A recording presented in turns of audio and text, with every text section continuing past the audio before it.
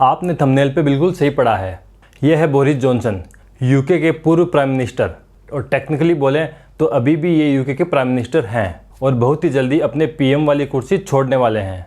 लेकिन ये बंदा पूरी कोशिश में लगा हुआ है कि इनके हटने के बाद उस कुर्सी पे ये व्यक्ति, बोले तो ऋषि सुनाक, ना बैठ जाए, मतलब ये ब्रिटेन का प्राइम मिनिस्टर ना बन जाए। यहाँ आप कहेंगे कि ऐसा क्यों? आपके साथ साथ मोदी जी भी पूछ रहे हैं कि इस सज्जन को क्या तकलीफ है भाई, क्या तकलीफ है इनको? तो इस वीडियो में मैं आपको इस सज्जन की तकलीफ भी बताऊंगा और कारण भी। लेकिन उससे पहले अगर आपने मेरा चैनल अभी तक सब्सक्राइब नहीं किया है तो करना, तो करो ना भाई, क्यों नहीं कर रहे? और अगर ये वीडियो आपको पसंद आए, अच्छा लगे, तो लाइक वाले बटन पे तो ऐसे थोड़ा मार दीजिए हाथ, आप थोड़ा सा मार दीजिए। ये देखो बड़े बड़े लोग इस चैनल का प्रमोशन कर रहे हैं, तो आप भी इस बहती गंगा में हाथ धो लेना और इस वीडियो को ज़्यादा से ज़्यादा शेयर कर देना। अब आते हैं अपने बुढ़ऊ के पास, आई मीन बोरिस जॉनसन के पास। अभी इनसे हर कोई यही पूछ रहा है कि इनको दिक्कत क्या है ऋषि सुनाक से।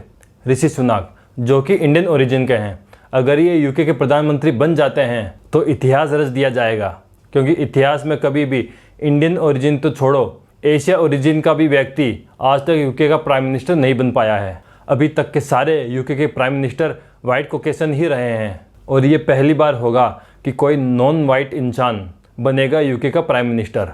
अब बात करते हैं कि ये बुढ़ऊ पूरी कोशिश क्यों कर रहा है कि ऋषि सुनाक यूके का प्राइम मिनिस्टर ना बने। और कई रिपोर्ट्स भी आई है जिनके अनुसार इन्होंने क्लियरली ये बात कही है कि एनीवन बट ऋषि सुनाक, मतलब कि किसी को भी पीएम के लिए एक्सेप्ट कर लूंगा, बस ऋषि सुनाक यूके का प्राइम मिनिस्टर नहीं बनना चाहिए। यहाँ पे मैं एक बात क्लियर कर देता हूँ कि काफ़ी लोगों को लग रहा है कि यूके में इलेक्शन हुए हैं जिसमें लोगों ने एक इंडियन ओरिजिन को काफ़ी सारे वोट दिए हैं और वो अब यूके का प्राइम मिनिस्टर बनेगा। लेकिन ऐसा कुछ नहीं है, यूके में कोई इलेक्शन नहीं हुए हैं, क्योंकि अगर ये इलेक्शन हो रहे होते जिसमें कि वहाँ की जनता यानी कि वहाँ के आम लोग वोट कर रहे होते तो शायद ऋषि सुनाक इस प्राइम मिनिस्टर की रेस में भी ना होते।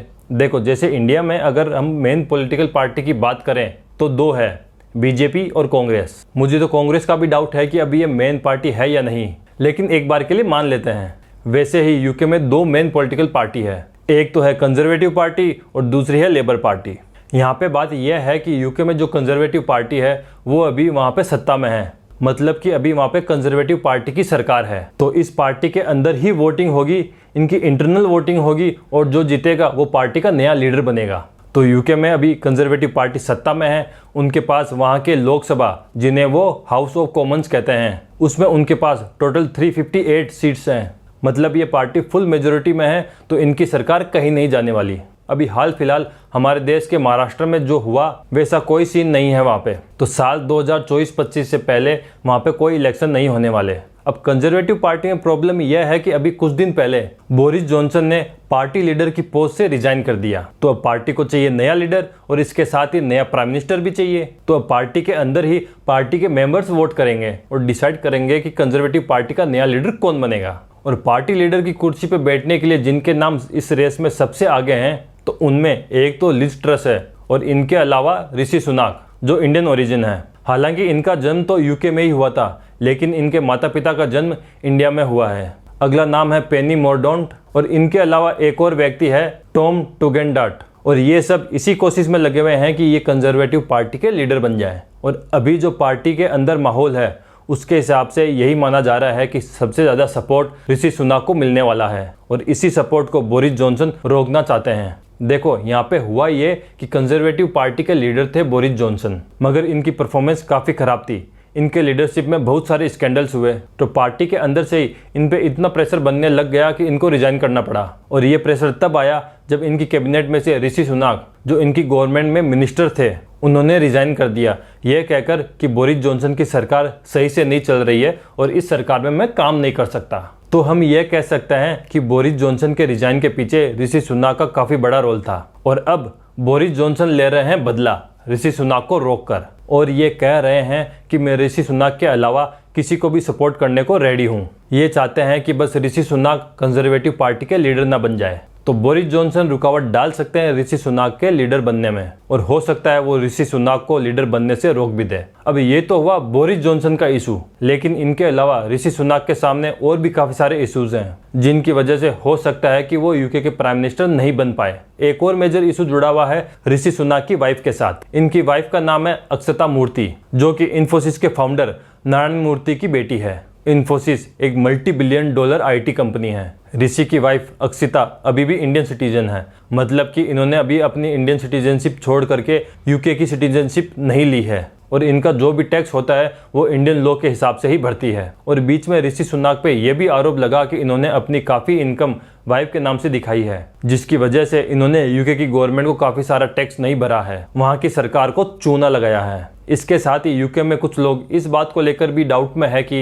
एक ऐसा आदमी जिसकी वाइफ यूके की सिटीजन नहीं है, ये क्या सच में यूके को लेकर के लॉयल रहेगा।